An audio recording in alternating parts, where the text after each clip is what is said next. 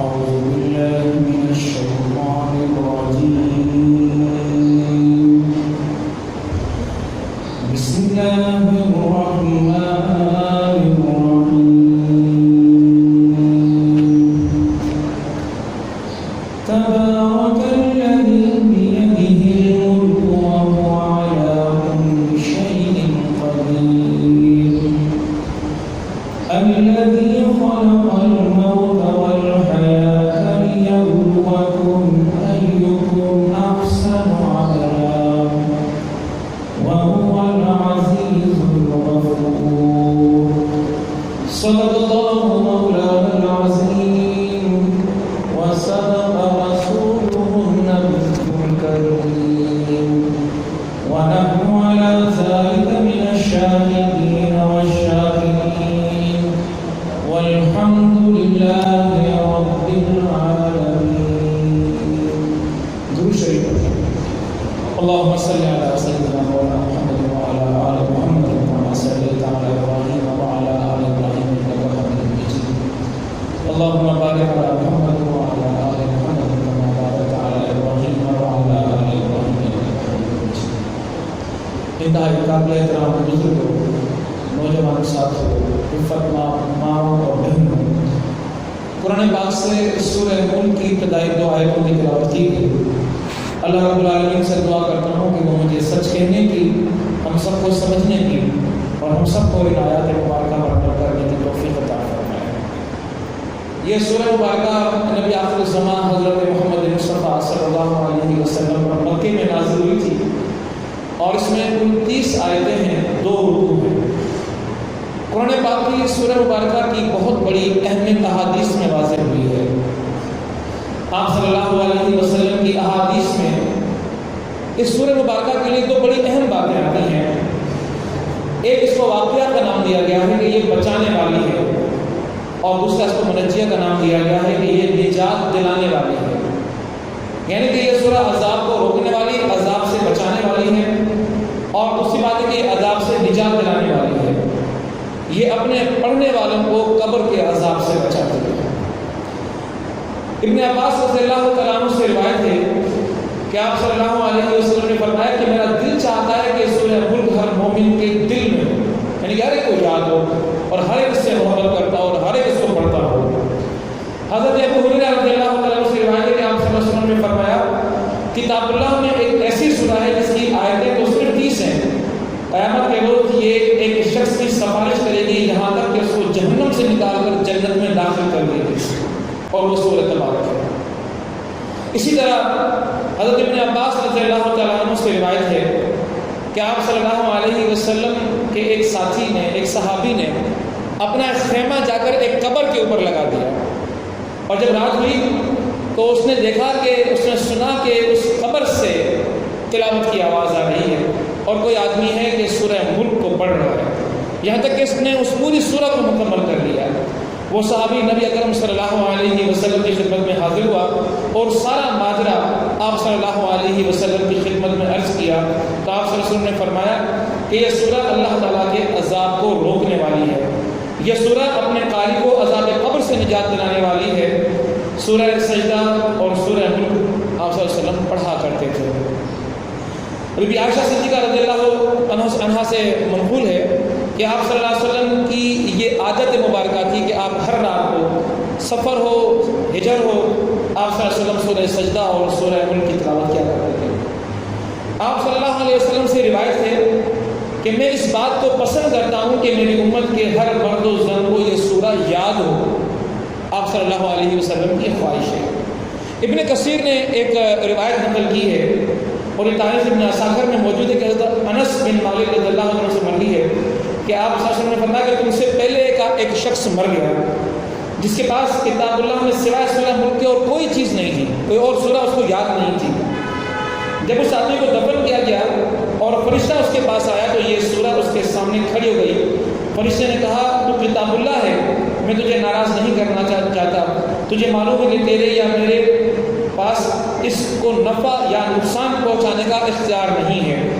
اگر تو یہی چاہتی ہے کہ تو اس کو نجات دلوا سکے عذاب سے تو اللہ کے پاس جا کر اس کی سفارش کر. چنانچہ یہ سورہ مبارکہ اللہ رب العالمین کی خدمت میں حاضر ہو جاتی ہے اور رب کائنات کی خدمت میں عرض کرتی ہے کہ مجھے فلاں شخص نے سیکھا، مجھے اس نے پڑھا، اور جب وہ چلا تو اس کو لے کر اپنے سینے کے اندر چلا، اور باوجود اس کے کہ آج میں اس کے سینے کے اندر محفوظ ہوں تو کیا تم اس کو عذاب دے گا؟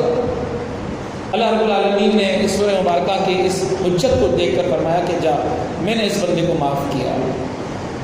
یہ سورہ مبارکہ جس کے بارے میں یہ بے شمار احادیث اور بھی موجود ہیں، لیکن میں نے چند ایک احادیث آپ کے سامنے پڑھی، اس کے اندر اللہ رب العالمین نے سب سے پہلے تو اپنی قدرت کو بیان کیا ہے، اپنی اختیار کو بیان کیا ہے، اپنی حاکمیت کو بیان کیا ہے۔ اللہ رب العالمین نے اپنے مالک ہونے کے احساس کو مومنوں کے دلوں کے اندر اجاگر کیا ہے۔ فرمایا کہ تبارک الذی بیدہ الملک وہو علی کل شیء قدیر۔ اب اس سورہ مبارکہ کا آغاز لفظ تبارکہ سے ہوتا ہے، اور ہم اردو میں بھی برکت کا لفظ استعمال کرتے ہیں، اور عربی کا یہ لفظ عربی میں جن معناؤں کے اندر استعمال ہوتا ہے اردو میں بھی تقریباً انہی معناؤں کے اندر استعمال ہوتا ہے۔ تبارکہ یعنی کہ برکت اور خیر و برکت کی باتیں ہم لوگ کرتے رہتے ہیں، اس کے معنی ہوتے ہیں نشو و نما کا ہونا، کسی چیز کا زیادہ ہونا، کسی چیز کے اندر برکت کا پیدا ہو جانا، یعنی کہ اس کے اندر اضافہ ہو جانا، اس کے اندر بڑھاوا آ جانا۔ تو یہاں پر اللہ تبارک و تعالیٰ یہاں پر کثرت خیر کی بات کر رہا ہے اور دوام خیر کی بات بھی کر رہا ہے کہ نہ یہ کہ رب کائنات کی ہستی کے اندر خیر جو موجود ہے وہ اتنا کثیر ہے کہ اس کا کوئی شمار ہی نہیں کیا جا سکتا، لیکن ایسا بھی نہیں ہے کہ یہ خیر کسی لمحے کے لیے ہے اور کچھ لمحوں کے اندر تو یہ خیر میسر ہوگا اور لمحے گزر جائیں گے تو وہ خیر ختم ہو جائے گا، ایسے نہیں ہے۔ یہ کثرت کے ساتھ بھی ہے اور دوام کے ساتھ بھی ہے اور ہمیشہ کے ساتھ ہے اور ہمیشہ یہ موجود رہے گا، یعنی کہ یہ اللہ تبارک و تعالیٰ کی طرف سے اپنے گناہ جو اللہ رب العالمین کا کرم اور احسان ہے اور برکات ہیں ان میں سے بھی یہ ایک بڑی برکت ہے کہ رب کائنات کی طرف سے خیر اس اللہ رب العالمین نے اس انسانیت کے لیے رکھا ہوا ہے۔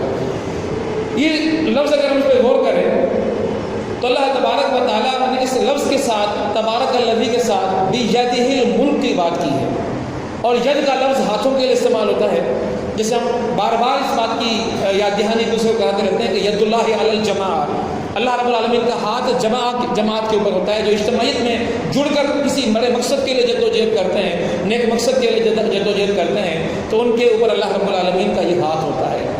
ید پیسہ داری، موسیٰ علیہ السلام جب اپنے بغل کے اندر ہاتھ کو لے کر جاتے ہیں تو وہ چمکتا ہوا ہاتھ بن کر باہر نکلتا ہے، تو یہ ید کا لفظ ہاتھ کا لفظ استعمال ہوتا رہتا ہے۔ لیکن جس طرح برکت کے معنی ہم نے اردو میں لیے تو برکت کے معنی اردو میں بھلائی کے لیے ہیں، خیر کے لیے ہیں، اور برکت کے معنی اضافے کے لیے ہیں اور نشو و نما کے لیے اور کثرت کے لیے ہیں۔ تو ید کے معنی ہاتھ کے اگر ہیں تو اس کے معنی بھی یہ ہوں گے کہ اللہ رب العالمین کی ہاتھ میں ہے، کہ قدرت میں ہے، اختیار میں ہے، جو کچھ اس کائنات کے اندر موجود ہے۔ تبارک الذی بیدہ الملک، یہ ملک، یہ کائنات، اس کے اندر جو کچھ بھی ہے وہ اگر کسی کے ہاتھ میں ہے تو اللہ رب العالمین کے ہاتھ میں، اس کی دسترس میں ہے، اس کے علاوہ کسی کی دسترس میں یہ کائنات نہیں ہے۔ وہ اتنا زبردست ہے، وہ اتنا عالی ہے کہ اس کے تصرف کے علاوہ کسی اور کا تصرف اس کائنات کے اوپر نہیں ہے، صرف اللہ رب العالمین کا تصرف ہے کہ جو رب کائنات نے یہاں پر عطا کیا ہوا ہے۔ اور ملک کے معنی آپ سمجھتے ہیں کہ یہاں پر ملک سے مراد اس پوری کائنات اور زمین اور آسمانوں کو یہاں پر بتایا گیا۔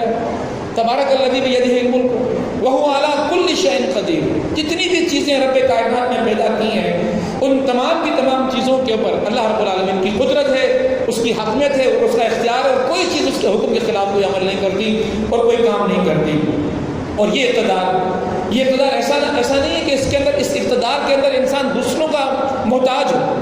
دنیا کے اندر بادشاہ ہوتے ہیں، وہ بادشاہ اپنی صفات کے محتاج ہوتے ہیں، وزیروں کے مشوروں کے محتاج ہوتے ہیں، اور انسان اپنی ذاتی حیثیت کے اندر کئی چیزوں کو محتاج ہوتا ہے، خوراک کا محتاج ہوتا ہے، ضروریات زندگی کا محتاج ہوتا ہے، لیکن رب کائنات کا وجود ان تمام کی تمام جو محتاجیاں انسانوں کو لاحق ہیں، ان تمام کی تمام محتاجیوں سے رب کائنات کی ذات بالکل پاک ہے۔ تو سید ابو العلا مودودی رحمۃ اللہ علیہ نے فرمایا کہ شاہانہ اقتدار ہے رب کائنات کا، اس کو کسی چیز کی کوئی اللہ رب العالمین کو حاجت نہیں ہے کہ اس کائنات کے لوگ بھی اس رب کائنات کے لیے کچھ کر سکیں۔ اس کا اقتدار بہت وسیع ہے اپنے معناؤں کے لحاظ سے اور بڑا اعلیٰ ہے۔ پھر آپ فرماتے ہیں معرف القرآن کے اندر مفتی شفیع صاحب فرماتے ہیں کہ یہ جو پہلی آیت ہے کہ تبارک الذی بیدہ الملک وہو علی کل شیء قدیر، اس میں اللہ تبارک و تعالیٰ کی 4 صفات کی بات کی گئی ہے، اور پہلی صفت ہے کہ اللہ رب العالمین کا موجود ہونا، کہ وہ برکت والا ہے، وہ موجود ہے، وہ برکتیں دینے والا ہے، وہ کثرت سے دینے والا ہے، وہ دوام سے دینے والا ہے، اور جو کچھ کائنات کے اندر ہے وہ سب کچھ اسی کے پاس ہے۔ دوسری بات یہ کی گئی ہے کہ رب کائنات کے پاس جو کچھ بھی موجود ہے وہ اپنی صفات کے لحاظ سے کمال کی حد تک موجود ہے۔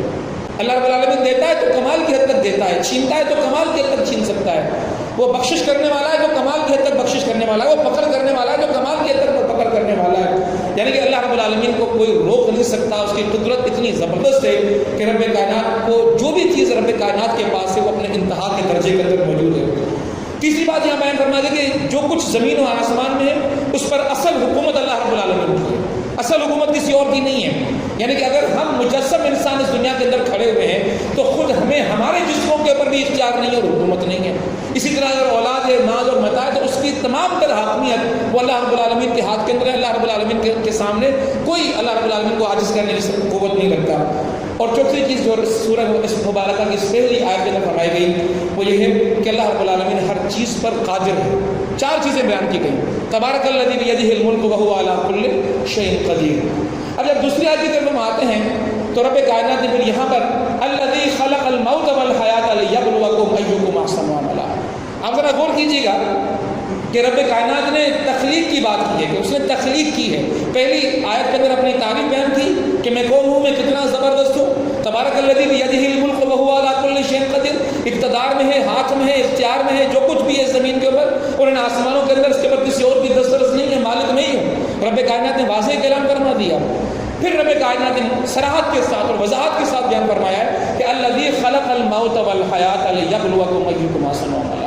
وہی ہے جس نے تخلیق کیا ہے کس کو؟ موت کو اور حیات کو۔ آپ دیکھیں ترتیب عجیب ہے، ہم دنیا کے اندر پہلے زندگی حاصل کرتے ہیں اور پھر موت آتی ہے، لیکن رب کائنات نے یہاں ترتیب کو بالکل الٹا رکھا ہوا ہے۔ اور ترتیب کیا ہے کہ خلق الموت والحیات، موت کو پیدا کیا ہے اس نے اور حیات کو پیدا کیا ہے اس نے۔ اب مفسرین نے یہاں پر بڑی اس پر بحث کی ہے کہ رب کائنات نے ترتیب کو یوں کیوں رکھا ہے؟ حیات اول موت کی بات ہوتی، موت اول حیات کی بات رب کائنات نے کیوں کی ہے؟ تو معلوم یہ ہوا کہ انسان اصل میں موت کے اندر تھا تو رب کائنات نے اس کو حیات دی اور پھر حیات کے بعد پھر ایک موت ہے۔ لیکن یہ حیات اور موت کا جو معاملہ ہے یہ معاملہ ایسا نہیں ہے کہ یہ ہمیشہ کے لیے ہے۔ یہ حیات اور موت کا معاملہ یہ ہے کہ رب کائنات نے ایک روح تخلیق کر دی ہے، لیکن اس سے پہلے یہ روح نہیں تھی، یعنی ایک موت تھی، لیکن پھر رب کائنات نے روح کو تخلیق کیا ہے کہ زندگی رب کائنات نے اس روح کو دے دی، اور جب اس روح کو زندگی دی تو اس جسم کے اندر وہ زندگی نہیں تھی، یعنی کہ اس جسم میں زندگی نہیں تھی تو ہم کہتے ہیں کہ یہ زندگی موت کی کیفیت کے اندر تھی۔ رب کائنات نے روح جب جسم کے اندر ڈالی تو یہ جسم میں روح کے آنے سے زندگی بن گئی، لیکن جب اس جسم سے اللہ رب العالمین روح کو نکال لے گا تو پھر ایک موت واقع ہو جائے گی، لیکن پھر وہ موت نہیں ہوگی چونکہ روح تو زندہ رہے گی، اور پھر اس روح کو رب کائنات اس میدان حشر کے اندر بھی کھڑا کرے گا اور پھر جنتوں کا اور جہنموں کا فیصلہ بھی ہوگا۔ تو یہاں پر رب کائنات نے الذی خلق الموت والحیاۃ لیبلوکم ایکم احسن عملا کی بات کی کہ ایسا نہیں ہے کہ زندگی تمہاری کسی اور کے ہاتھ میں اور تمہاری موت کسی اور کے ہاتھ میں، یہ زندگی بھی میرے ہاتھ کے اندر ہے اور یہ موت بھی میرے ہاتھ کے اندر ہے، لیکن ان دونوں چیزوں کا اللہ رب العالمین کے ہاتھ میں ہونا بندوں کو یہ بتا رہا ہے کہ جس کے ہاتھ میں تمہاری زندگی اور موت ہے تمہیں زندگی اور موت کے اس مالک کے سامنے ہی سجدہ بسجود ہونا ہے۔ اب ابھی جو بات رب کائنات نے کی ہے آج کے دن کی نسبت سے موضوع کا انتخاب جو کیا گیا وہ اسی ایک لفظ کی وجہ سے کیا گیا، لیبلوکم ایکم احسن عملا۔ لیبلوکم لام لام تعلیل ہے، یا علیہ کے لیے آتا ہے اور پھر اس کے بعد بے لام اور یا کے الفاظ ہیں، اسی سے پھر بلوا کا لفظ بھی نکلتا ہے، بے لام با، اسی سے بلوا کا لفظ بھی نکلتا ہے، اسی سے ابتلا کا لفظ بھی نکلتا ہے، یعنی کہ آزمائش۔ اب یہاں رب کائنات کیا کہہ رہا ہے؟ رب کائنات فرما رہا ہے کہ جو میں نے تمہیں زندگی اور موت دی ہے یہ یوں ہی نہیں دے دی، تمہیں آزمانے کے لیے دی ہے، میں نے تمہاری آزمائش کر رہا ہوں، میں تمہیں دیکھنا چاہتا ہوں، تمہیں پرکھنا چاہتا ہوں، تمہیں ٹیسٹ کرنا چاہتا ہوں کہ زندگی ملنے کے نتیجے میں زندگی دینے والے کے تم کتنے احسان مند ہوتے ہو، اس کے سامنے جھکتے ہو یا تم کسی اور کے سامنے جھک جاتے ہو۔ اور یہ جو ابتلا کا لفظ ہے، بے لام اور وا کا جو لفظ ہے، یہ جو آزمائش کا لفظ ہے، یہ اپنے اندر بڑی معنی رکھتا ہے، اور معنی اس لحاظ سے رکھتا ہے کہ یہ جو آزمائش رب کائنات کی طرف سے، امتحان رب کائنات کی طرف سے، اس کی کوئی ایک قسم نہیں ہے، مختلف مفسرین نے اس کی مختلف معنی بیان فرمائی ہیں، لیکن دو بڑی معنی جو میری سمجھ میں بھی آئیں کہ مجھے دوستوں تک پہنچانی چاہیے، اس میں پہلی معنی تو یہ ہے کہ اس آزمائش کی دو بڑی قسمیں ہیں۔ ایک تو فکری آزمائش ہے، سوچ کے لحاظ سے، نظری آزمائش، انسان نظر جن چیزوں میں ڈالتا ہے، اور اس کے علاوہ یہ جو آزمائش ہے یہ انسان کے سوچ کی آزمائش ہے، ذہنی صلاحیتوں کی آزمائش ہے کہ جب انسان اس دنیا کے اندر آتا ہے تو اس دنیا کے اندر آنے کے بعد اس کو کیسے معلوم ہو کہ اس کو تخلیق کرنے والا کون ہے.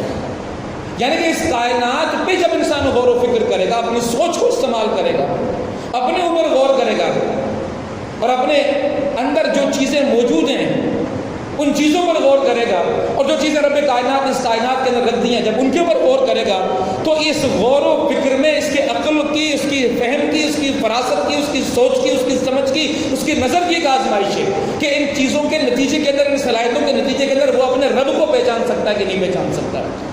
آپ نبی اکرم صلی اللہ علیہ وسلم سے لے کر انبیاء علیہ السلام کی تاریخ کو دیکھ لیں، آپ ابراہیم علیہ السلام کی تاریخ کو دیکھ لیں کہ آپ نے جس معاشرے کے اندر جنم لیا ہے وہ بت پرستی کا ایک بڑا مرکز تھا، ایک بڑی آماج گاہ تھی. وہاں پر لوگ تھے کہ کوئی چیز ایسی نہیں تھی کہ جس کو نہ پوجا جاتا ہو. اب شاستر کتاب ہے ہندوؤں کی، اس کا ترجمہ ہوا ہے، مولانا اسماعیل صاحب نے اس کا ترجمہ کیا ہے. وہ مقدمے کے اندر لکھتے ہیں کہ اس وقت دنیا کے اندر 33 کروڑ خداؤں کی پوجا کی جاتی ہے. 33 کروڑ خداؤں کی پوجا کی جاتی ہے. اور یہ خدا کون سے ہیں؟ کسی نے سمندر کو خدا بنا دیا، کسی نے دریا کو خدا بنا دیا، کسی نے آسمان کو خدا بنا دیا، کسی نے چاند کو خدا بنا دیا، کسی نے سورج کو خدا بنا دیا، کسی نے بندر کو خدا بنا دیا، کسی نے ہاتھی کو خدا بنا دیا. یہ خداؤں کا لامتناہی سلسلہ ہے جو اس کائنات کے اندر انسانوں کو نظر آتا ہے. اور معاملہ کیا ہے؟ معاملہ یہ ہے کہ انسان اپنی عقل کو جب استعمال کر رہا ہوتا ہے تو اس عقل کو استعمال کرتے ہوئے اس کو اس کائنات کے اندر جو چیز بھی طاقتور نظر آتی ہے اور مافوق الفطرت نظر آتی ہے تو اس کو اپنا خدا مان کے اس کے سامنے جھکنا شروع کر دیتا ہے، اس کی عبادت کرنا شروع کر دیتا ہے. ابراہیم علیہ السلام کے زمانے میں بھی یہی سب کچھ ہو رہا تھا کہ لوگ سورج کی پرستش کر رہے تھے، پوجا کر رہے تھے، اس کو خدا مان رہے تھے.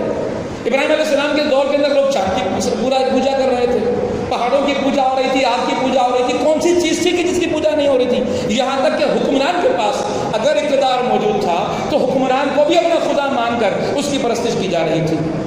اب جو ایک سالم سوچ لے کر انسان دنیا کے اندر آتا ہے تو خدا کہتا ہے کہ یہ جو صلاحیت میں نے تجھے عطا کی ہے میں نے کسی اور مخلوق کو عطا نہیں کی ہے، اور یہ صلاحیت تجھے اس لیے عطا کی ہے کہ تو اس صلاحیت کو استعمال کرتے ہوئے اپنے رب کو پہچان سکے، اپنے رب کی عطا کو سمجھ سکے، اپنے رب کا احسان مند ہو سکے. تو رب کائنات نے اپنے بندے کو یہ عقل، فہم اور شعور عطا فرما دیا. اب اس انسان کا یہ امتحان ہے، اس کی عقل کا امتحان ہے، اس کی نظر کا امتحان ہے، اس کی فکر کا امتحان ہے، اس کی سوچ کا امتحان ہے کہ وہ اپنے رب کو پہچان سکتا ہے یا نہیں پہچان سکتا. اور پھر معاملہ یہی ہوا. ابراہیم علیہ السلام کی پوری داستان قرآن پاک کے اندر موجود ہے، اس کو پورا پڑھ کے دیکھ لیں کہ ابراہیم علیہ السلام مخالفت کرتے ہیں پھر لوگوں سے کہ بتاؤ کہ میں تمہارے خداؤں کو خدا کیسے مانوں. تو لوگ کہتے ہیں کہ دیکھتے نہیں ہو کہ سورج کتنی تماست ہے اس کے اندر، کتنی تپش ہے اس کے اندر، کتنی روشنی ہے اس کے اندر، تم کیوں نہیں اس کو خدا مان لیتے؟ عقل کو چیلنج کیا جا رہا ہے، شعور کو چیلنج کیا جا رہا ہے، اور نظری لحاظ سے دکھا کر کہا جا رہا ہے کہ دیکھو اس سے بڑی طاقتور چیز اور کیا ہو سکتی ہے.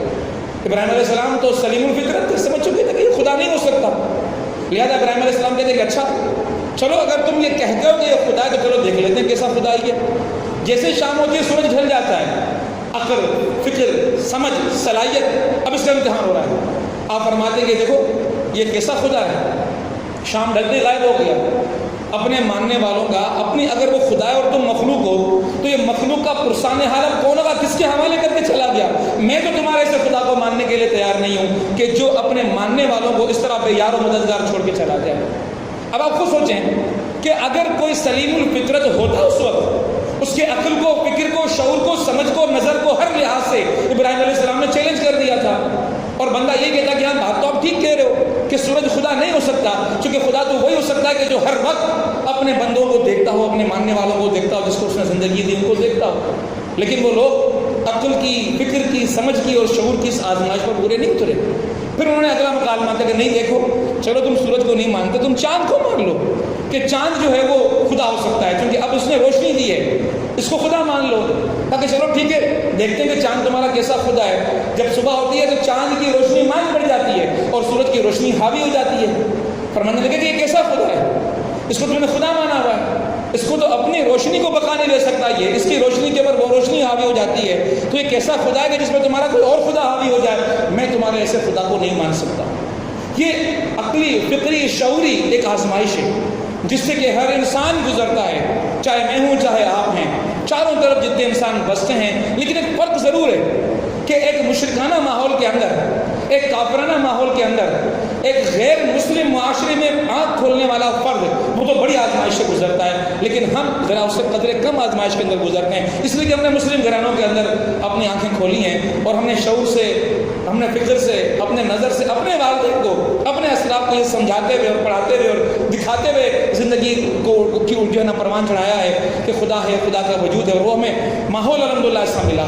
لیکن آپ تصور کریں کہ وہ لوگ کہ جو ایسے ماحول میں آنکھ نہیں کھولتے، وہ اس آزمائش میں اندر کہ لیبلوکم، آزمائش ہوگی، اور پہلی آزمائش تو اس عقیدے کی آزمائش ہے، اس علم کی آزمائش ہے، اس فکر کی آزمائش ہے، اس سوچ کی آزمائش ہے، اس نظر کی آزمائش ہے۔ اس آزمائش پر وہ بندہ کیسے پورا اتر سکتا ہے اور اس کو کیسے مراحل سے گزرنا پڑتا ہوگا، کیسے اس کو آزمائشوں سے گزرنا پڑتا ہوگا۔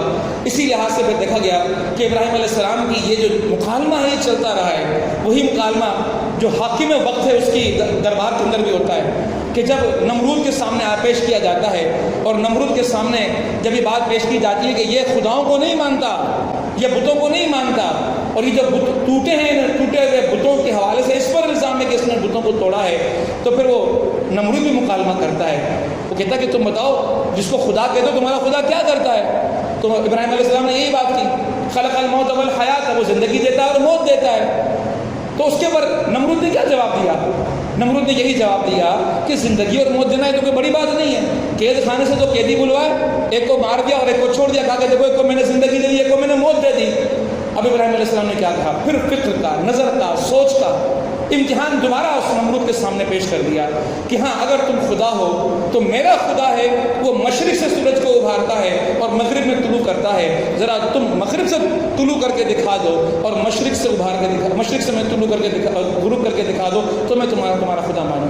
اب عقل، فکر اور شعور کے جو اگر لوگ تھے ان کے سامنے بہت بڑی مثال آ چکی تھی، اس مثال کو سمجھنے کے بعد وہ لوگ یہ کہتے کہ ہاں ٹھیک ہے آپ صحیح کہہ رہے ہو، اس کے بعد وہ اس بات کو مان جاتے اور تسلیم کر لیتے، اور تسلیم کر کے مان کے ابراہیم علیہ السلام کے پیچھے چلتے کہ تم صحیح کہہ رہے ہو کہ جتنے بھی خدا ہم نے بنا رکھے ہیں سارے خدا نہیں ہیں، بلکہ جس خدا کی دعوت تم کہہ رہے ہو وہ حقیقی خدا ہے۔ لیکن یہ لوگ ماننے کے لیے تیار نہیں ہوئے۔ اس آزمائش کے بعد جو پہلی آزمائش کا ذکر میں نے آپ کے سامنے کیا، فکر کا، علم کا، شعور کا، نظری جس کو ہم کہتے ہیں، یہ آزمائش انسان کے سامنے آتی ہے، اور اس آزمائش سے ایسا نہیں کہ ہم نہیں گزرتے، ہم میں سے بھی سب لوگ گزرتے ہیں۔ جب وقت آتا ہے اور جب ہمارے سامنے خراب کھوٹا پیش کر دیا جاتا ہے، جب ہم لوگ اس دعوت حق کو لے کر معاشروں کے اندر نکلتے ہیں اور لوگوں کے سامنے بالکل واضح بیان دلائل کے ساتھ جاتے ہیں کہ دیکھو وہ چور ہیں، وہ ٹھگ ہیں، وہ فریبی ہیں، وہ دھوکے باز ہیں جن لوگوں نے 70 سال تک تمہیں اس غلامی کے اندر دھکیل رکھا ہے، اصل تعلیم قرآن کی تعلیم ہے اور آپ کا کردار لوگوں کے سامنے ہوتا ہے، آپ کی دیانتداری لوگوں کے سامنے ہوتی ہے، لیکن اس کے باوجود بھی وہ حق کا ساتھ دینے کے بجائے وہ دوبارہ اپنے عقل، شعور، فہم، فراست، ان تمام کی تمام آزمائشوں میں ناکام ہو کر دوبارہ اسی تاغوت کو حکمرانی دے دیتے ہیں کہ جو تاغوت ان کے پر صدیوں سے مسلط ہے۔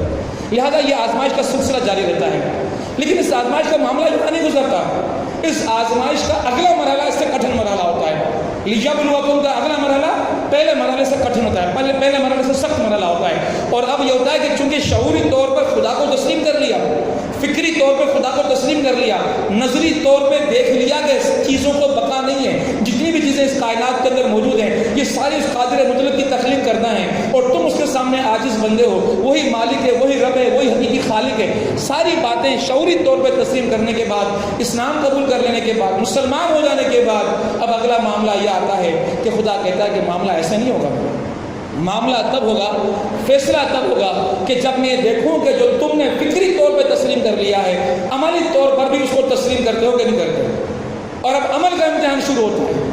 یہ عمل کا امتحان اس پر ہر ایک پورا نہیں اتر سکتا۔ الذی خلق الموت والحیات لیبلوکم ایکم احسن عملا، یہ زندگی تمہیں اس لیے دی ہے کہ تمہیں آزماؤں، تمہیں ابتلا سے گزاروں، تمہیں بلاؤں سے گزاروں، تاکہ ان بلاؤں سے، ان ابتلا سے گزرنے کے بعد اگر تم حق کی راہ پر چل سکتے ہو اور تمہارے قدموں کے اندر استقامت موجود رہتی ہے، تمہارے قدم طاغوت کے سامنے نہیں ڈگمگاتے، تو پھر تسلیم کیا جائے گا کہ ہاں اس ابتلا اور اس آزمائش کے اندر تم کامیاب ہو گئے ہو۔ اب ابراہیم علیہ السلام آپ دیکھیں کہ اس پورے معاشرے کے اندر وہ اکیلا فرد ہے کہ جس نے اس دعوت کو تسلیم کیا ہے، شعوری طور پہ تسلیم کیا ہے، اور اب وہ اس آزمائش کو میں اترنے کے لیے بالکل تیار ہے، اس ابتلا سے گزرنے کے لیے بالکل تیار ہے کہ جس کو ہم عملی آزمائش کہتے ہیں۔ اور عملی آزمائش یہ ہے کہ عمل کے میدان میں اپنے باپ سے جا کر کہو، آزر سے جا کر کہو، جو آپ کا جو ہے کفیل ہے، اس سے جا کر کہو کہ ہم تمہارے خداؤں کو نہیں مانتے۔ اور اب معاملہ معلوم ہے کہ جب جا کر کے کہوں گا تو رد عمل کیا ہوگا؟ وہ آزر جو بتوں کا مجاور ہے، جو بت تراش ہے، جو بتوں کا نگہبان ہے اپنے حکمرانوں کی طرف سے، اور جب اس سے جا کے مکالمہ کرتے ہیں خدا کے حکم سے، تو اس مکالمے کے جتنے بھی جملے قرآن پاک کے اندر محفوظ نظر ان کو پڑھ کے آپ لوگ دیکھ لیں، اندازہ ہو جاتا ہے کہ کتنا سخت مکالمہ ہوتا ہے۔ اور انجام یہ ہوتا ہے کہ آزر یہ کہتا ہے کہ ہونا تو یہ چاہیے تھا کہ ان خداؤں کی بغاوت کے نتیجے کے اندر میں تمہیں سنسار کر دیتا، لیکن چونکہ میں ایسا نہیں کر سکتا، لہٰذا میں تمہیں حکم دیتا ہوں کہ مجھے اپنی شکل نہ دکھاؤ، نکل جاؤ میرے گھر سے۔ آپ تصور کریں اس دور کے اندر نکلنے کا حکم دیا جا رہا ہے۔ ایسا دور کہ کمیونیکیشن کا دور نہیں تھا، وہ دور کے سیٹلائٹ موجود نہیں تھا، وہ دور کے پکے رستے اور جو ہے شاہراہیں موجود نہیں تھیں، وہ دور کے جس کے اندر دنیا کے نقشے موجود نہیں تھے۔ اگر ایک آبادی سے کسی بندے کو نکالا جا رہا ہے تو اسے پتہ ہی نہیں کہ باقی کس جگہ کوئی اور آبادی موجود ہے، لیکن عمل کی آزمائش سے گزرنا شرط ہے ایمان والوں کے لیے۔ یہ رب کائنات کا فیصلہ ہے کہ الذی خلق الموت والحیات لیبلوکم، آزماؤں گا میں تمہیں، آزمائش تمہاری کروں گا، آزمائش میں پورے اترو گے تو تمہیں پھر میرے رب کائنات کہتا ہے کہ پھر میرے انعامات تمہیں ملیں گے۔ اور اب آزمائش کا معاملہ یہ ہوا کہ وہ پرواہ نہیں کرتے، عمل کے اس میدان کے اندر وہ بے سر و سامانی کے عالم کے اندر اپنے گھر سے نکل جاتے ہیں، اور جب نکل کے چلے جاتے ہیں تو پھر اسی حق و باطل کی کشمکش، یہ معاشرے کو پیغام دینا کہ حق کیا ہے، سچ کیا ہے، رب کیا ہے اور رب کائنات کا حکم کیا ہے۔ ابراہیم علیہ السلام نے بڑی آزمائشیں دیکھی۔ قرآن پاک کہتا ہے کہ ان ھذا لہو البلاء المبین، رب کائنات کہتا ہے کہ بلاء المبین، اس ابتلاء اور اس آزمائش کے جو بڑے بڑے معیارات تھے، ان بڑے بڑے معیارات سے ہم نے ابراہیم علیہ السلام کو گزارا۔ ابراہیم علیہ السلام ان سے گزرے، اور اب یہ بت پرستوں کا ماحول اور معاشرہ ہے۔ بت پرستوں کے اس ماحول اور معاشرے کے اندر ان کے میلے اور پتہ نہیں کیا کیا ان کے سلسلے وہاں چلتے ہیں۔ سالانہ میلہ ہوتا ہے، مجاور نکل کے چلے جاتے ہیں میلے کے اندر، خالی دیکھا ہے بت قضا کو، بت خانے کو، تو ایک فیصلہ کیا کہ ہاں لوگوں کو سبق سکھانا ہے، لوگوں کو بتانا ہے، لوگوں کو بتانا ہے کہ حق کیا ہے، حق کی تعلیم لوگوں کو دینی ہے، حق کی بات لوگوں تک پہنچانی ہے۔ لہذا اس حق کی بات کو پہنچانے کے لیے وہ اس بت خانے کے اندر گھس جاتے ہیں، بت خانے کے اندر چلے جاتے ہیں، اور بت خانے کے اندر جا کر آپ اس بت خانے کے اندر ان بتوں کو توڑنا شروع کر دیتے ہیں، لیکن جو سب سے بڑا بت ہے اس کے کندھے کے اوپر آپ کو کلہڑا رکھ کر آپ چلے جاتے ہیں خاموشی کے ساتھ۔ لوگ اپنے میلے میں محو ہوتے ہیں، لیکن جب میلے سے واپس شہر میں آتے ہیں اور بت کدے کے اندر جاتے ہیں، دیکھنے کے سارے بت ٹوٹے میں سوائے بڑے بت کے، لوگ آہو بغاں کرنے لگتے ہیں، آہو زاریاں کرنے لگتے ہیں، سر پیٹنے لگتے ہیں اور ماتم کرنے لگتے ہیں اور رونا دھونا شروع کر دیتے ہیں، اور کہتے ہیں کہ کیا ہو گیا، کس نے ہمارے خداؤں کو توڑ دیا۔ لیکن دیکھیں کہ جب بھی حق پرست دنیا کے اندر موجود ہوں، حق کے پتوالے دنیا کے اندر موجود ہوں، تو باطل کو حق پرستوں کو ڈھونڈنے میں کبھی مشکل پیش نہیں آتی۔ لوگوں نے کہا کہ یہ کوئی اور نہیں ہو سکتا، یہ ابراہیم ہو سکتا ہے، حق میں چلنے والا وہی ہے، حق کی بات کرنے والا وہی ہے۔ تو آج کے معاشروں کے اندر بھی جب ان معاشروں کے اندر یہ بات کی جائے کہ اس ملک کو امن کون دے سکتا ہے، اس ملک کو جانبداری کون دے سکتا ہے، تو لوگوں کی زبان پر نام پھر آپ کا آنا چاہیے۔ اسی طرح کی شناخت معاشروں کے اندر بننی چاہیے کہ جس طرح کی شناخت ابراہیم علیہ السلام کی اس دور کے اندر بن چکی تھی کہ آپ کے سامنے جب وہ بت ٹوٹے ہوئے لوگوں کے سامنے آئے تو لوگوں نے یک زبان ہو کر کہا کہ یہ کسی اور کا کام نہیں ہو سکتا، ابراہیم علیہ السلام کا کام ہو سکتا ہے۔ پکڑ کے لاؤ ابراہیم علیہ السلام کو، پکڑ کر لایا گیا ابراہیم علیہ السلام کو۔ آپ ابتلا دیکھیں، اب دوبارہ فکری، نظری، سوچ کی، سمجھ کی، شعور کی، نظر کی آزمائش لوگوں کے سامنے رکھ دی گئی ہے، اور لوگوں نے کہا کہ دیکھیں ہم یہ سمجھتے ہیں اس بات کو کہ ہمارے ان خداؤں کو توڑنے والا، ان بتوں کو توڑنے والا کوئی اور نہیں ہو سکتا، آپ ہی ہو سکتے ہیں۔ کہا کہ تم حیرت کی عجیب بات کرتے ہو، یہ سارے قرائن، یہ سارے آثار، یہ ساری شہادتیں موجود ہیں کہ آپ جاتے ہوئے یہ حلوے اور دیگر چیزیں نذرانے یہاں پر چھوڑ کر چلے گئے تھے، چونکہ کوئی کے درمیان موجود نہیں تھا تو یہ آپس میں لڑ پڑے، اور آپ کے سامنے شواہد موجود ہے کہ بڑے بت کے کندھے کے اوپر یہ کلاڑا موجود ہے، اور اسی بت نے باقی سارے بتوں کو توڑ دیا ہے۔ تم اس سے کیوں نہیں پوچھتے کہ یہ سارا کام اس نے کیوں کیا؟ تو یک زبان لوگوں نے کہا کہ یہ کیسے بتا سکتا ہے ہمیں؟ تو کہا یہی بات تمہیں کہتا ہوں کہ جو بتا نہیں سکتا، جو بچا نہیں سکتا، اس کے پیچھے تم کس طرح چل رہے ہو، اس کو تم خدا کیسے مانتے ہو؟ اب فکری، نظری، شعوری طور پہ لوگوں کے سامنے حق آ چکا تھا، لیکن بات واضح ہو جانے کے باوجود بھی لوگ اپنی مصلحتوں کا شکار ہے، جیسا کہ آج کل کے دور میں ہوتا ہے۔ لوگ پہچاننے کے باوجود کہ حق کے داعی کون ہیں، حق کے لیے قربانیاں کرنے والے کون ہیں، سچ پر چلنے والے کون ہیں، امانت دار کون ہیں، دیانتدار کون ہیں. لیکن لوگ اگر آپ کے ساتھ نہیں چلتے تو لوگ اس حق کے امتحان میں، اس آزمائش میں، اس ابتلا میں ناکام ہوتے ہیں، اور آپ اس آزمائش کے اندر کھڑے رہ کر اللہ کی بارگاہ کے اندر اس ابتلا میں کامیاب ہو جاتے ہیں. آپ مایوس نہیں ہوتے، یہی آپ کی سب سے بڑی کامیابی ہے.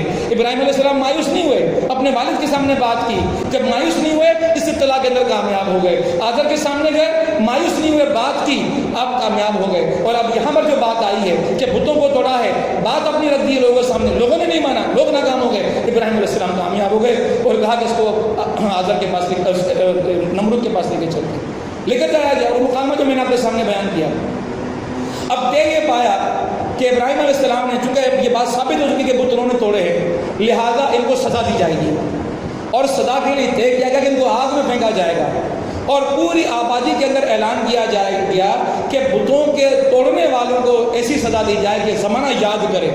اور لہٰذا لوگوں کے سامنے یہ بات باعث ثواب دے گی کہ ان کو جلانے کا جو اہتمام کیا جائے گا، اس اہتمام کے اندر جو لکڑیاں جمع ہوں گی، جو آگ کے لیے الاؤ جلایا جائے گا، تو جو لوگ اس کے اندر اپنے کندھوں کو استعمال کریں گے، یہ جو چیزیں جمع کریں گے، وہ زیادہ ثوابدار ہو جائیں گے اس معاشرے کے اندر. تو لوگوں نے لکڑیاں جمع کرنی شروع کر، اس قدر لکڑیاں جمع ہو گئیں، اتنا بڑا ڈھیر ہو گیا. جب اس کو آگ لگائی گئی تو کوسوں اس کی تپش پہنچ رہی تھی. کیسے پھینکا جائے ابراہیم علیہ السلام کو؟ ابراہیم علیہ السلام کو نہیں پھینکا جا سک رہا تھا. کہتے ہیں کہ منجینے کا تصور اسی دور کے اندر آیا، کسی طرح ابراہیم علیہ السلام کو پھینکا جا رہا ہے. لیکن آپ دیکھیں کہ ابراہیم علیہ السلام کے چہرے پر کوئی لرزش نہیں آئی، کوئی آثار نہیں آئے، کوئی پریشانی نہیں آئی. اس لیے کہ ابراہیم علیہ السلام یہ اعلان کر چکے تھے کہ ان صلاتی و نسکی و محیای و مماتی للہ رب العالمین. اور یہی اعلان آج ہم بھی کرتے ہیں اپنے حلف نامے کے اندر کہ ہماری قربانیاں، ہماری زندگی، ہماری موت، ہمارا جینا اور ہمارا مرنا اللہ رب العالمین کے لیے ہے. اور جب یہ بات طے ہے کہ اللہ رب العالمین کے لیے ہے، تو اگر موت آئی تو یہ موت میرے لیے موت نہیں ہے، میری زندگی ہے. یہ میری زندگی ہے. اس زندگی کو حاصل کرنے کے لیے اگر مجھے آگ کے اندر پھینکا جا رہا ہے تو میں اس سے ڈرنے والا نہیں ہوں. زندگی اتنی بھی غنیمت تو نہیں جس کے لیے عہد کم ضرب کی ہر بات گوارا کر لوں.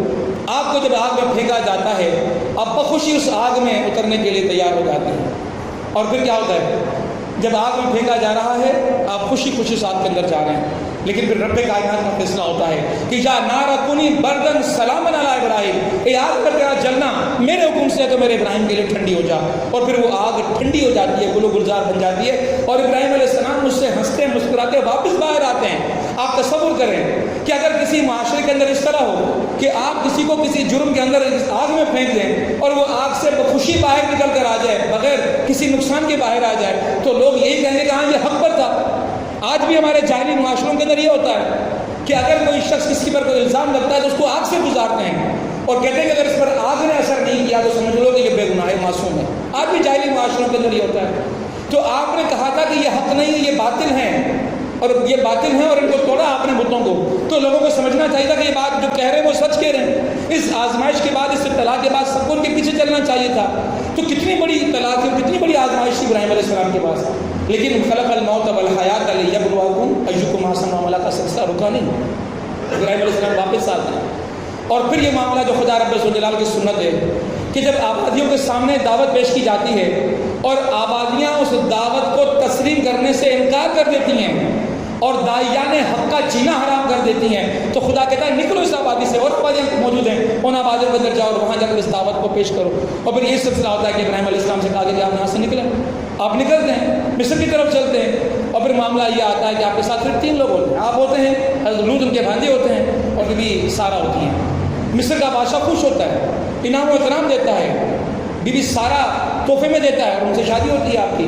اور پھر یہ معاملہ جب آپ آگے بڑھتے ہیں تو معاملہ یہ ہوتا ہے کہ ابراہیم علیہ السلام جب اللہ کے حکم سے میدان حجاز کے اندر پہنچتے ہیں جہاں کعبۃ اللہ آج موجود ہے، تو ابراہیم علیہ السلام کی اللہ رب العالمین کی طرف سے پھر ایک اور حکم آتا ہے، پھر ایک اور آزمائش، پھر ایک اور ابتلا کہ اپنے اس معصوم بچے اسماعیل علیہ السلام کو جو 87 سال کی عمر میں پیدا ہوا تھا، ابراہیم علیہ السلام اکلوتا بیٹا تھا، اور وہ سارا بی بی سارا، ان کو یہیں چھوڑو اور تم واپس جاؤ. چھوڑتے اور واپس نکل جاتے ہیں. آپ ذرا تصور کریں کسی طرح آج اس اولاد کے لیے کیا کچھ نہیں کرتے ہم لوگ، آج ان گھر کے افراد کے لیے کیا کچھ نہیں کرتے ہم لوگ. لیکن اگر یہ کہا جائے کہ ان کو جا کے بیابان کے اندر کہ خدا کی کامل قدرت کے اوپر یقین رکھنے والا فرد یہ کہتا کہ ہاں خدا رب الجلال نے مجھے حکم دیا اور حفاظت کرنے والا وہی ہے. تبارک الذی بیدہ الملک وہو علی کل شیء قدیر. برکت والا ذات وہی ہے, اسی کی قدرت میں سب کچھ ہے. اگر وہ حکم دے رہا ہے تو وہ حفاظت کرے گا. اور ابراہیم علیہ السلام اس آزمائش میں پورے اترتے ہیں. اور پھر یہ سلسلہ آگے بڑھتا ہے. پھر جب وہ بیٹا 13 سال کا ہوتا ہے تو آپ کے سامنے وہ عظیم قربانی ہوتی ہے کہ جس قربانی کے اندر 13 سال کا بیٹا جو پیر سنی کی حالت میں حاصل ہوا تھا, جو بھاگنے دوڑنے جیسا ہوا تھا, خواب کی صورت میں یہ بات کہی جاتی ہے کہ اس کو ذبح کرو. اور یہ اس کائنات میں ایسا منظر اس سے پہلے نہیں دیکھا تھا کہ ابراہیم علیہ السلام اپنے بیٹے کی گردن پر خدا کے حکم سے چھری چلا دیا. یہ خدا کو جو منظور تھا کہ خدا رب الجلال نے ان کو ہٹا دیا اور جنت سے کوئی جانور بھیجا جس کو ذبح کر دیا. آزمائش میں ابراہیم علیہ السلام پورے ہوتے ہیں. لیکن یہاں بھی معاملہ ختم نہیں ہوتا. یہ ابراہیم علیہ السلام کی مثالیں ہمارے سامنے موجود ہیں. آقا نامدار حضرت محمد مصطفیٰ صلی اللہ علیہ وسلم کی زندگی کو اٹھا کے دیکھیں. یہی ابتلا اور یہی آزمائش ہمیں وہاں نظر آتی ہے کہ آپ اکیلے اس پورے معاشرے کے اندر, اور آپ جب ہرا سے اتر کر آتے ہیں اور آ کر یہ پیغام دیتے ہیں کہ میں خدا کا پیغمبر ہوں, خدا کا نبی, تو لوگوں نے کیا کیا؟ فکری عملی نظریاتی طور پہ رد کر دیا. آپ کوئی صفحہ پہ چڑھ جاتے ہیں, لوگوں سے تقاضا کرتے ہیں کہ اگر تم میری زندگی دیکھ چکے تو بتاؤ. لوگ کہتے ہیں کہ آپ صادق ہیں, امین ہیں, ساری باتیں لوگ کرتے ہیں. لیکن جب نبوت کی بات کی, خدا کی مدد کی بات کی, تو لوگ انکار کر دیتے ہیں. اس کے بعد پھر عملی جو مظاہرے ہوئے, عوامل سامنے پیش آئے, آزمائشیں پیش آئیں, وہ ہمارے سامنے ہیں. اور پھر نبی اکرم صلی اللہ علیہ وسلم کی زندگی کے اندر ایک بہت بڑا معاملہ ہوتا ہے.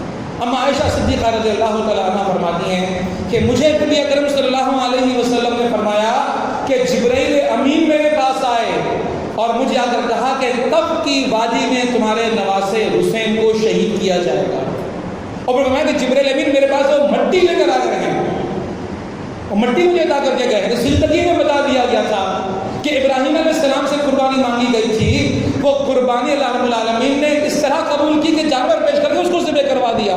لیکن خاتم النبیین اور نبیوں کے سردار محمد مصطفیٰ صلی اللہ علیہ وسلم سے جو قربانی لی جا رہی ہے, اس قربانی کا انداز بالکل نرالا اور بالکل مختلف ہے. اور آپ صلی اللہ علیہ وسلم کی پوری زندگی اور زندگی سے آگے جو پیش آنے والے واقعات ہیں, اس اطلاع کا سلسلہ چلتا ہے. اور امام حسین جب میدان کربلا کے اندر پہنچتے ہیں تو وہاں کے واقعات میں بھی یہ بات آتی ہے کہ وہ حر بن یزید بھی وہاں پر موجود تھا, اور سعد بن ابی وقاص کا بیٹا عمر وہ بھی وہاں پر موجود تھا. عمر بن سعد بھی موجود تھا. اب ذرا تصور کریں, ایک حر بن یزید جو کہ یزید کا سپاہی تھا, ابن زیاد نے بھیجا تھا 1000 کا لشکر لے کر کہ جاؤ جا کے حسین علیہ السلام کو روکو, امام حسین رضی اللہ عنہ کو روکو. وہ روکنے کے لیے آ کر کھڑا ہو جاتا ہے, اور عمر بن سعید وہ اپنے علاقے میں موجود ہیں. ان سے صرف وعدہ کیا گیا تھا کہ آپ کو کھلا اقتدار دیا جا رہا ہے, اقتدار کسی علاقے کا لینے کے لیے. ابن زیاد کے پاس آیا تو کہا کہ نہیں, میں تمہیں اقتدار تب دوں گا جب تم امام حسین کا جا کر مقابلہ کرو گے. تو حیران ہو گئے, کہ مجھے سوچنے کا موقع تھا 2 دن کا. اب ایک میدان کے اندر موجود ہے کہ وہ سپاہی ہے, وہ مجبور ہے کہ اس کو سپاہ کے ساتھ جانا ہے, لشکر کا ساتھی بنا کر بھیجا گیا ہے. اور دوسرا وہ ہے کہ جو اس لشکر کے اندر موجود نہیں ہے, لشکر سے باہر موجود ہے, لیکن یہ کہا جا رہا ہے کہ امام حسین کا مقابلہ کرو گے تو یہ اقتدار تمہیں دیا جائے گا. اب دونوں کی آزمائش ہے. میں نے آزمائش کی بات کی, میں نے اطلاع کی بات کی. لیبلوکم ایکم احسن عملا, دیکھا جائے گا کہ تمہارا عمل کیا ہے, آزمایا جائے گا کہ تمہارا عمل کیا ہے. آزمائش کے بغیر کسی کو نہیں چھوڑا جائے گا اللہ کی بارگاہ کے اندر. عقل کی آزمائش, فکر کی آزمائش, شعور کی آزمائش, علم کی آزمائش, اور پھر عمل کی آزمائش آئے گی. ان آزمائشوں میں جو پورا اترے گا, اس آزمائشوں پر پورا اترنے والے کے لیے پھر جنتوں کا رب کائنات کی طرف سے اعلان ہے. اب حر بن یزید جو یزید کا سپاہی بن کر, ابن زیاد کا نمائندہ بن کر 1000 کا لشکر لے کر امام حسین کے سامنے کھڑا تھا, وہ امام حسین کے سامنے کھڑا ہوا, امام حسین کے ساتھ کھڑا ہو جاتا ہے, چونکہ عقل, فکر اور شعور نے اس کو یہی سمجھایا کہ نواز رسول صلی اللہ علیہ وسلم کو میں اپنے ہاتھوں سے قتل کیسے کروں. اور آپ ذرا تصور کریں, کیا حر بن یزید نے نہیں سوچا ہوگا کہ جب 72 لوگوں کے ساتھ کھڑا ہو رہا ہوں, 1000 کا لشکر چھوڑ کر, اور کچھ دیر کے بعد مقابلہ ہونے والا ہے, تو میرا کیا حشر ہوگا. یہ اطلاع اور آزمائش, یہ جو حجاب, یہ ذہنی سوچیں, یہ فکریں, یہ کس قدر وہاں پر ذہنوں کے اندر تصادم ہوا ہوگا. لیکن زندگی اتنی بھی غنیمت تو نہیں جس کے لیے عہد کم ضرب کی ہر بات گوارا کر لوں. آپ نے فرمایا کہ نہیں, مجھے حق کا ساتھ دینا ہے, مجھے حق کے لیے لڑنا ہے, مجھے حق کے لیے حق کا مقابلہ کرنا ہے. اقبال نے بھی کہا, تو سے پیمانہ امرد و فردا سے نناب, جاوداں پہ ہم دواں ہر دم جمع ہے زندگی. یہ زندگی اس لیے نہیں ملی کہ اس زندگی کے لیے انسان آخرت کی جنتوں کو قربان کر لے. آپ نے فیصلہ کیا، قرب یزید ادھر آ گیا اور عمر بن سعید 4000 کا مزید لشکر لے کر امام حسین کے مقابلے کے اندر آ کر کھڑا ہو گیا ہے. اور پھر اسی کی قیادت کے اندر یہ کربلا کا واقعہ ہوا ہے کہ دو کردار آپ کے سامنے آ گئے. عمل کا میدان بھی آپ کے سامنے آ گیا، علم کا، فکر کا، شعور کا معاملہ بھی آپ کے سامنے آ گیا. لیکن یہ بات بھی دیکھیے کہ امام حسین جو اس دنیا کے اندر اللہ کی زمین پہ ان سے بڑھ کر کوئی نیک بندہ موجود نہیں تھا، کوئی مقرب بندہ موجود نہیں تھا. امام حسن کو زہر دے کر شہید کر دیا گیا ہے، حضرت علی شہید ہو چکے ہیں، خلفائے راشدین شہید ہو چکے ہیں، صحابہ کرام کی کم تعداد موجود ہے اور آپ ان تمام صحابہ کے اندر سب سے معتبر ہیں. آپ کے لیے اعزاز ہے، وقار ہے، سب کچھ آپ کے لیے موجود ہے. اگر آپ یزید کے مقابلے میں نہ نکلتے، آپ مدینے کے اندر ہی موجود رہتے، آپ بیعت کر لیتے، لیکن وہ چونکہ ابتلا ہے، وہ چونکہ آزمائش ہے اور اس آزمائش کے اس امتحان میں پورا کرنا ہے، آپ مدینے سے بیعت نہیں کرتے، حجاز چلے جاتے ہیں اور حجاز میں سارے لوگ سمجھاتے ہیں کہ آپ مقابلہ نہیں کیجیے، نکلیے نہیں، لیکن کہتے ہیں کہ نہیں. وہ جو اللہ کے رسول صلی اللہ علیہ وسلم کی سنت تھی، وہ جو ابو بکر رضی اللہ عنہ کی سنت تھی، وہ عمر فاروق رضی اللہ تعالیٰ عنہ کی جو سنت تھی، اس سنت کو زندہ کرنے کے لیے مجھے نکلنا ہوگا. اور آپ نکل کر میدان کربلا کے اندر آتے ہیں. اور پھر یہ جو قربانیاں اور ابتلا اور آزمائشوں کی باتیں میں نے آپ کے سامنے کی، ذرا دونوں کو آپ آمنے سامنے رکھ کے ذرا دیکھیے کہ وہاں ایک بیٹے کی قربانی دی جا رہی ہے اور یہاں پورے آل رسول کی قربانی دی جا رہی ہے. اللہ کے رسول صلی اللہ علیہ وسلم کو ابتلا کے پورے مناظر سمجھا دیے گئے تھے. پھر امام حسین کے سامنے بھی پوری بات تھی کہ پورے خاندان کو لے کے میں نکلا ہوں، مرد و زن کو لے کے میں نکلا ہوں، بچوں کو لے کے نکلا ہوں، عورتوں کو لے کے نکلا ہوں، مقدس ہستیاں جو عورتوں کے اندر اس وقت میں موجود تھیں ان کو لے کر نکلا ہوں. اور عین ممکن ہے کہ یزید کے لشکر سے مقابلہ ہو جائے، لیکن چونکہ معاملہ وہی ہے کہ اللہ کے راہ کے اندر اس ابتلا، اس امتحان کے اندر کامیاب ہونا ہے. الذی خلق الموت والحیات لیبلوکم ایکم احسن عملا. وہ احسن عمل کرنے کے لیے امام حسین نے وہ راستہ اختیار کیا کہ جو کربلا کی وادی کے اندر آیا. اور پھر اس کربلا کے جتنے واقعات ہیں، میرا آج موضوع نہیں ہے اس لحاظ سے میں ان کی تفصیل کے اندر نہیں جاؤں گا، لیکن پھر یہ بات ذہن میں رہے کہ اس ابتلا نے ایک امت کو درس دیا کہ قتل حسین اصل میں مرگ یزید ہے. اسلام زندہ ہوتا ہے ہر کربلا کے بعد. اسلام کو زندگی ملی، اسلام کو قوت ملی، اسلام کو تقویت ملی اس پیغام سے کہ اس طرح کی حریت، اس طرح کی آزمائش سے گزرنے کا جب موقع آئے تو انسان اپنی زندگیوں کے بارے میں نہ سوچے بلکہ انسان یہ سوچے کہ مجھے میدان عمل میں آنا ہے. یہ سارے تاریخ کے واقعات ہیں، لیکن میں آپ سے بات کر چکا ہوں کہ یہ جو آیتیں نازل ہوئی ہیں یا قیامت تک کے لیے نازل ہوئی ہیں، خدا کا جو یہ پیغام ہے کہ تبارک الذی بیدہ الملک وہو علی کل شیء قدیر الذی خلق الموت والحیات لیبلوکم ایکم احسن عملا. احسن عمل چیک کیا جائے گا، دیکھا جائے گا کون تم میں سے کرتا ہے. تو آزمائش سے ہمیں بھی گزرنا پڑے گا. لیکن ہمارا کیا ہے؟ ہمارا حال تو وہ حال نہیں ہے. ہم اہل بیت سے بڑی عزت رکھتے ہیں، بڑا ان کا مان رکھتے ہیں، لیکن معاملہ یہ ہے اتباع اہل بیت پاک کر سکتے نہیں. اتباع اہل بیت پاک کر سکتے نہیں. اتباع کرنی تھی تو میدان کربلا میں اتر آتے، اتباع کرنی تھی تو میدان کربلا کو دوبارہ گرم کرتے، اتباع کرنی تھی تو وقت کے طاغوتوں کو، وقت یزیدوں کو للکارتے. لیکن معاملہ کیا کہ اس ابتلا کے اندر، اس آزمائش کے اندر ہم پورے نہیں اترتے. اتباع اہل بیت پاک کر سکتے نہیں، عشق کا دعویٰ ہے، اور تقلید کر سکتے نہیں، وہ عمل ہم کر سکتے نہیں. شاہ کہتا ہے کہ سورہ مریض صوب کہتے دل جا وہم بسار ہن بھالا بڑ بھاپرے آدھی ڈھال میں ڈھار متا دیکھ قرار مارت متارو تھی. کہتے ہیں کہ سورہ تو دلیرے تو بہادر ہے، صوب چاہتا ہے، کامیابی چاہتا ہے. سورہ مریض صوب کہتے دل جا وہم، دل کے ارمان، دل کے وہم ان کو نکال. دل جا وہم بسار ہن بھالا بڑ بھاپرے آدھی ڈھال، ڈھال مت اختیار کر کے زندگی بچ جائے. یہ زندگی قربان کر رب کائنات کی بارگاہ کے اندر. ہن بھالا بڑ بھاپرے آدھی ڈھال میں ڈھال متھا دیکھ قرار مارت متارو تھے. بات تو یہ ہے حر کو جنت بھی ملی، عہد شہادت بھی ملا. حر کو جنت بھی ملی، عہد شہادت بھی ملا. ایک نظر میں شاہ نے قطرے کو دریا کر دیا. ایک لمحہ تھا یہ فیصلہ کرنے کا، وہ یزید کے لشکر سے نکل کر حسین کے لشکر میں شامل ہو گئے، حق کے ساتھ شامل ہو گئے. تو حق کے ساتھ شامل رہنے والوں کے لیے آج یہی بات ہے کہ لیبلوکم، یہ ابتلا اور یہ آزمائشیں آتی رہیں گی.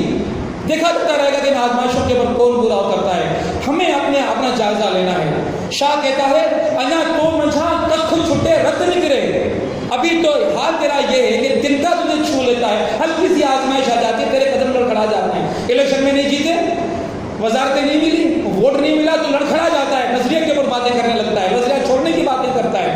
انیا تو مجھا کچھ چھوٹے رت نکلے منہ میں محبوبن جاتی چلی دے گا سوتو پجاڑا سکہ جو صدر کری. تو اس راہ پر چلنے کی آرزو رکھتا ہے. اس راہ پہ چلنے والوں کا معاملہ تو بالکل مختلف ہے. راہ وفا میں ہر سو کانٹے, دھوپ زیادہ سائے کم, لیکن اس پر چلنے والے خوشی رہے پچھتائے کم. یہ تو راہ وہ ہے کہ اس راہ پر چلنے والے دیتے چلتے ہیں, قربانیاں دیتے چلتے ہیں. یہ راہ تو قربانیوں کی راہ ہے, یہ راہ تو ابتلا کی راہ ہے. لِيَبْلُوَكُمْ أَيُّكُمْ أَحْسَنُ عَمَلًا, آسان عمل اللہ کی بارگاہ کے اندر پیش کرنے کی راہ ہے. لیکن ہمارا معاملہ تو بالکل مختلف معاملہ ہے. شاہ عبد اللطیف بٹائی نے یہ جو حق کے راہی ہیں ان کو بڑی وضاحت کے ساتھ ان کو باتیں سمجھائی ہیں کہ تمہیں کیسا کرنا ہے. شاہ عبد اللطیف بٹائی وہ جو سونیت کردار ہے اس کردار کی ایک مثال دیتے ہیں کہ سیارے صحرات میں جا بھڑے بسنے میں, جو سردی کی راتیں ہوتی ہیں اور ایسی ٹھنڈی راتیں کہ پارا پڑ رہا ہو اور اس حالت میں یہ ہے کہ وہ دریا کے اندر داخل ہو رہی ہے. سیارے سے رات میں جا گھڑے بسنے نہیں ہلو تو پوچھتے سونی کھاں جا کر جانے نہیں. چلو اس سونی سے پوچھتے ہیں کہ جس کو انہیں آزمائشوں میں اترنا آتا ہے جا کر جانے نہیں. جھینکے راتوں نہیں دنوں یا راتوں مہاری من میں, اس کو اپنا مہار, اپنا رب, اپنا خدا, اپنا محبوب اس کے دل کے اندر ہے. ہلو تو پوچھتے ہیں سونی کھاں جا کر جانے نہیں. یہ محبتوں کا تعلق ہے, یہ اللہ سے تعلق ہے, یہ رب سے تعلق ہے. اس کائنات کی سب سے حسین ہستی سے تعلق کا معاملہ ہے, اس کائنات کی سب سے زبردست ہستی سے تعلق کا معاملہ ہے. تو جو اس کے تعلق کے لیے تم پیش کر سکتے ہو اللہ تعالیٰ کی بارگاہ کے اندر پیش کر لو. اقبال یہ بات بڑی وضاحت سے کہتا ہے کہ ہمارا حال اب وہ نہیں ہے جو حال ہمارے اسلاف کا تھا. وہ ان کو اور ہمیں ہمارا موازنہ کرتا ہے کہ ہماری کیفیت کیا ہے. نمازوں پر بات کرتا ہے, شوق تیرا اگر نہ ہو میری نماز کا امام. شوق سمجھتے ہیں کیا ہوتا ہے؟ آرزو ہے, تمنا ہے, شہادت کا شوق. یہ جو شوق ہے تمہارا دل کے اندر, آرزو ہے تمہاری, یہ شوق تیرا اگر نہ ہو میری نماز کا امام. میرا سجود بھی حجاب بنا ہوا, خدا سے نہیں ملتا, ملا نہیں دیتا مجھے. میرا قیام بھی حجاب. اور پھر آج ہم دیکھتے ہیں کہ ہمارے ممبر و محراب سے اذانیں بلند ہوتی ہیں, لیکن پہلے بھی اذانیں بلند ہوا کرتی تھی اور ان اذانوں کا جو اثر ہوا کرتا تھا مومنوں کے دل جس طرح طلب جایا کرتے تھے. تو ایک بار کہتا ہے کہ رہ گئی رسم اذاں روح بلالی نہ رہی, فلسفہ رہ گیا تلقین غزالی نہ رہی. اب فلسفے کی باتیں تو ہم کرتے ہیں لیکن عمل کے میدان میں, ابتلا کے میدان میں کامیابیوں کے ساتھ نکلنے کی بات ہم نہیں کرتے. اقبال کا شعر ہے کہ یہ شہادت گہے الفت میں قدم رکھنا ہے. لوگ آسان سمجھتے ہیں مسلمان ہونا. الذی خلق الموت والحیات لیبلوکم, زندگی اور موت آزمائش ہے, آزمائش ہے. یہ آزمایا جانا ہے کہ ایسا عمل کرتے ہو کہ نہیں کرتے. اقبال کہتا ہے کہ رگوں میں وہ لہو باقی نہیں ہے, رگوں میں وہ لہو باقی نہیں ہے, وہ دل وہ آرزو باقی نہیں ہے. نمازوں روزوں قربانیوں حج یہ سب باقی ہے, تو باقی نہیں ہے.